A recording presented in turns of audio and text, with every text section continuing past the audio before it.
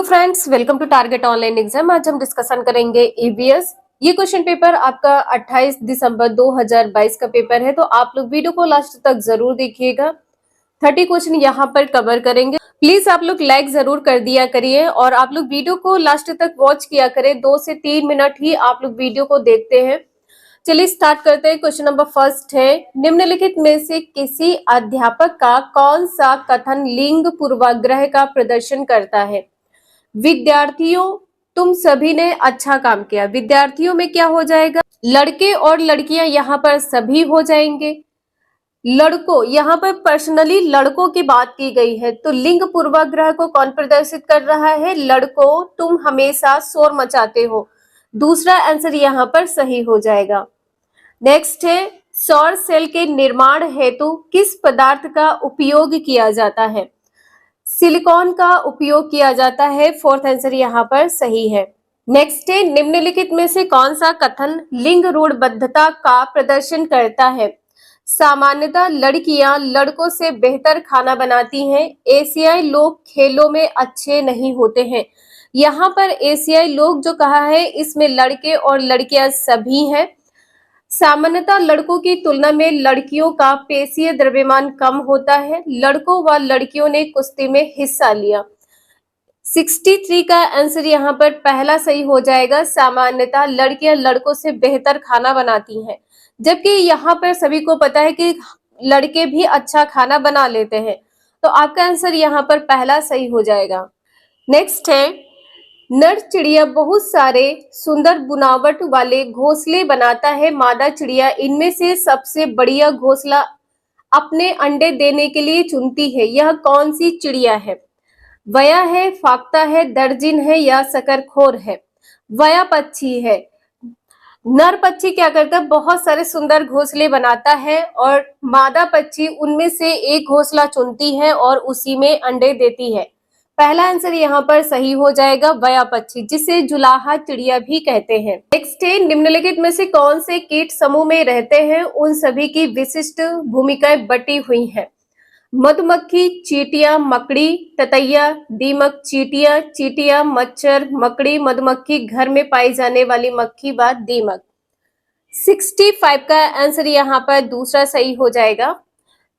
ततैया, दीमक और चींटियां। देखिए, मकड़ी जो होती है समूह में नहीं रहती है। आप सभी को पता है ततैया, दीमक और चींटियां ये सभी समूह में रहते हैं। नेक्स्ट है, फूलों की पहचान कीजिए। केवल रात में ही खिलते हैं। यहाँ पर आपको इसकी विशेषताएं दी गई है। केवल रात में ही खिलते हैं। औषधि बनाने के काम में लाया जाता है। रंग के काम में लाया जाता है। पूरे वर्ष भर खिलता है।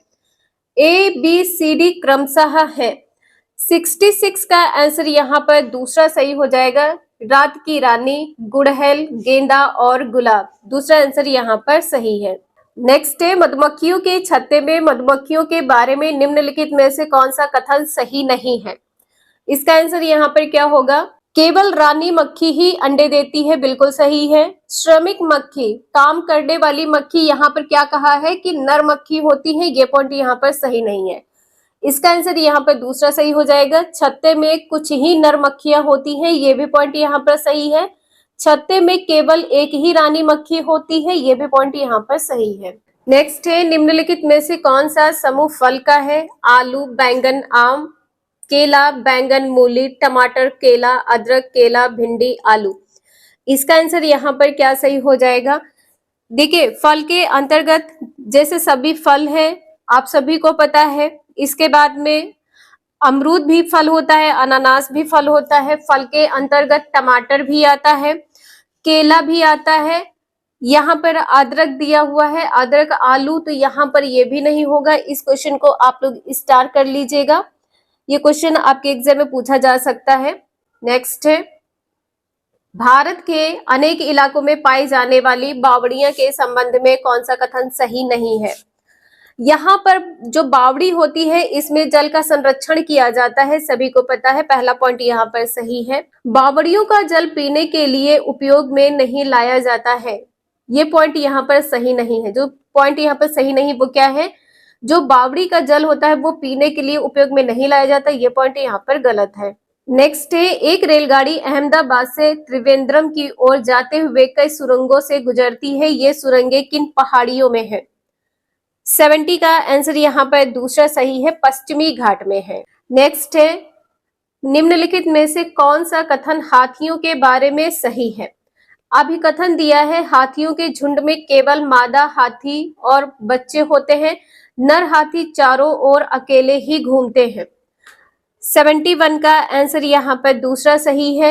ए और आर दोनों कथन सही है, लेकिन आर ए की सही व्याख्या नहीं कर रहा है। आर ए की सही व्याख्या नहीं कर रहा, ये पॉइंट यहाँ पर सही है। हाथियों के झुंड में केवल मादा हाथी होती हैं और उनके बच्चे होते हैं। एक बड़ा हाथी एक दिन में कितने किलोग्राम पत्ते और झाड़ियां खा लेता है? 100 किलोग्राम। 100 किलोग्राम यहाँ पर क्या हो जाएगा? 1 क्विंटल। हाथी के बच्चे का वजन कितना होता है? हाथी के बच्चे का वजन होता है 200 किलोग्राम, 2 क्विंटल होता है, इसे आप लोग ध्यान रखिएगा। समूह में हाथी के नर बच्चे 14-15 साल के बाद अपने समूह को छोड़ देते हैं। 14-15 साल के बाद अपने समूह को छोड़ देते हैं। नेक्स्ट है, नीचे कक्षा 5 के 4 छात्रों के खून की जांच रिपोर्ट में उनके हीमोग्लोबिन के स्तर के बारे में बताया गया है। अमन का यहाँ पर स्तर बताया गया है कि हीमोग्लोबिन कितना है।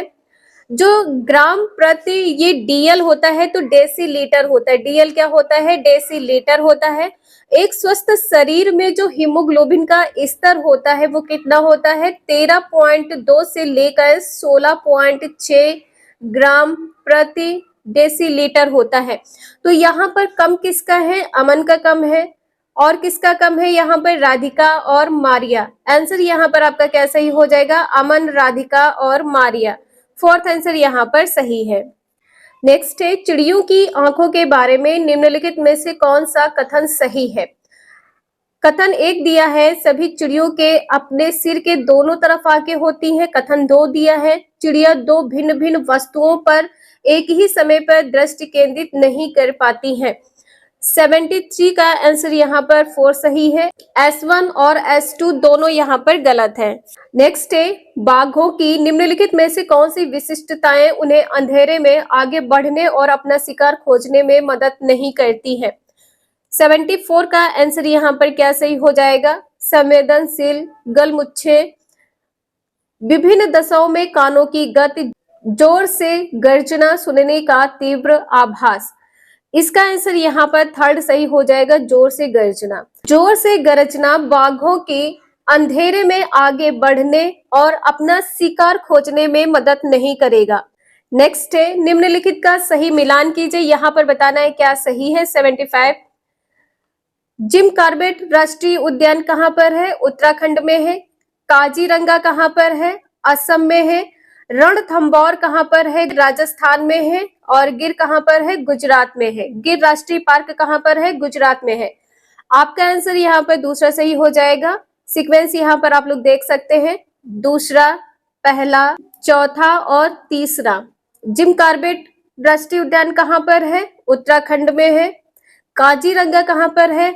असम में है। रणथंभौर कहाँ पर है? राजस्थान में है। गिर राष्ट्रीय पार्क गुजरात में है। नेक्स्ट है, जब पर्यावरण अध्ययन के शिक्षक अपने बच्चों को चिड़ियाघर लेकर जाते हैं तो वह किस उद्देश्य की पूर्ति करना चाहते हैं? बच्चों को जानवर के संरक्षण के प्रति संवेदनशील बनाना है, ये पॉइंट यहाँ पर गलत है। बच्चों को मजेदार तरीके से सीखने का मौका देना है, ये भी पॉइंट यहाँ पर गलत है। वास्तविक जीवन की परिस्थितियों और कक्षा विद्यार्जन के बीच परस्पर संबंध स्थापित करना है। इसका आंसर यहाँ पर थर्ड सही हो जाएगा। यहाँ पर पालने के कौशल की बात की गई है, ये भी पॉइंट यहाँ पर गलत है।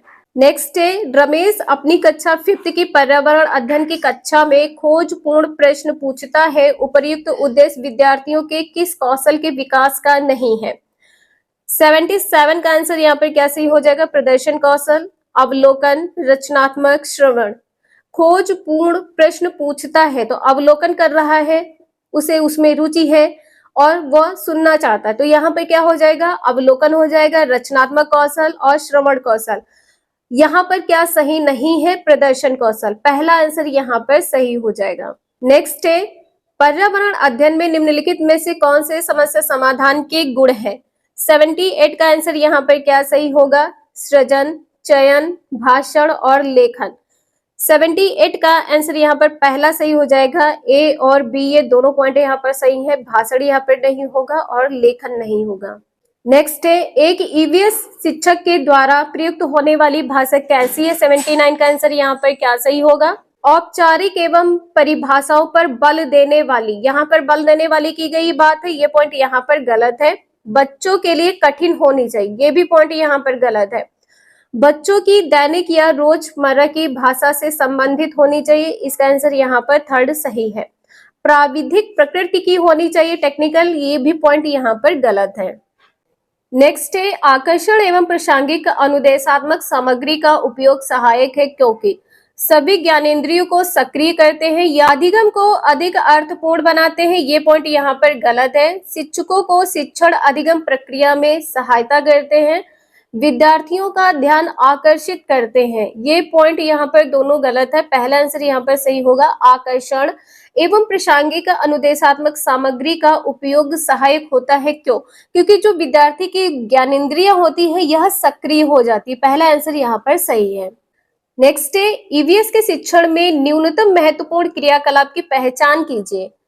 81 का आंसर यहाँ पर क्या होगा? विद्यार्थियों से परिचर्चा करना, कार्यपत्रों पर चित्रों और रूपरेखा को बनाना, अवज्ञाकारी विद्यार्थियों को सजा देना।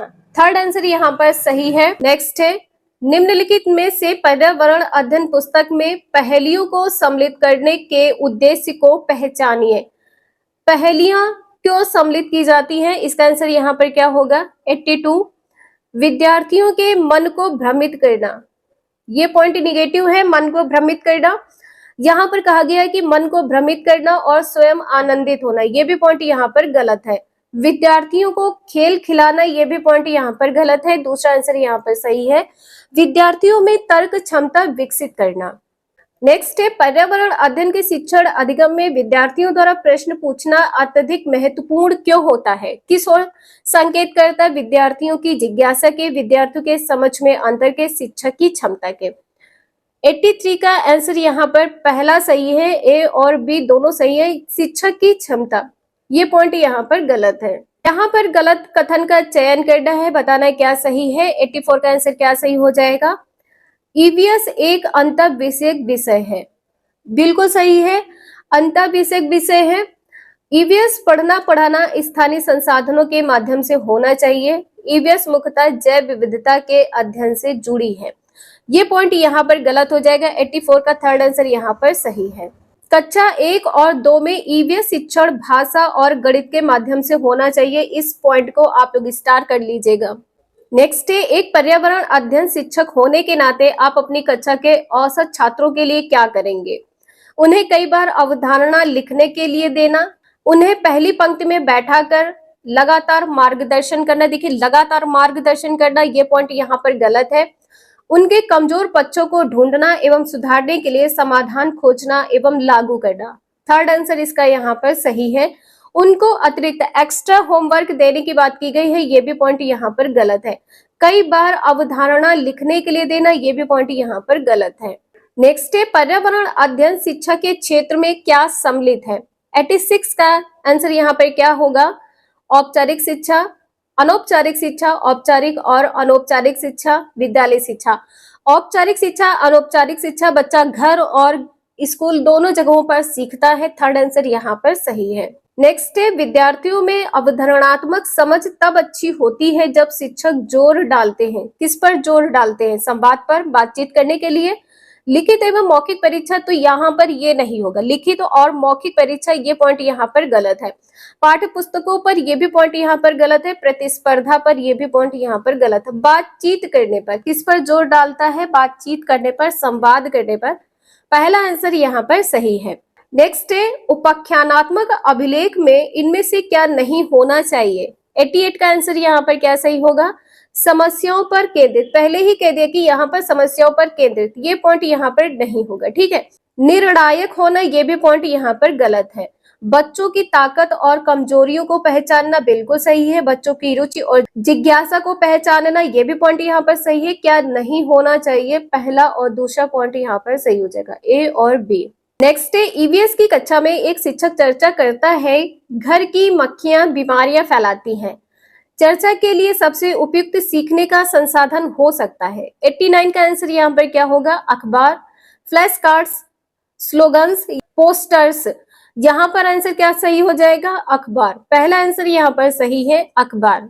नेक्स्ट है खेल खेल में पाठ पढ़ाते हुए सरिता विद्यार्थियों को खेल के मैदान में ले जाती है और उन्हें अलग अलग दिनों में विभिन्न खेल खिलाती है। मीनू उसी पाठ को अलग अलग खेलों के चित्रकार्ड को दिखाकर विद्यार्थियों को पढ़ाती है।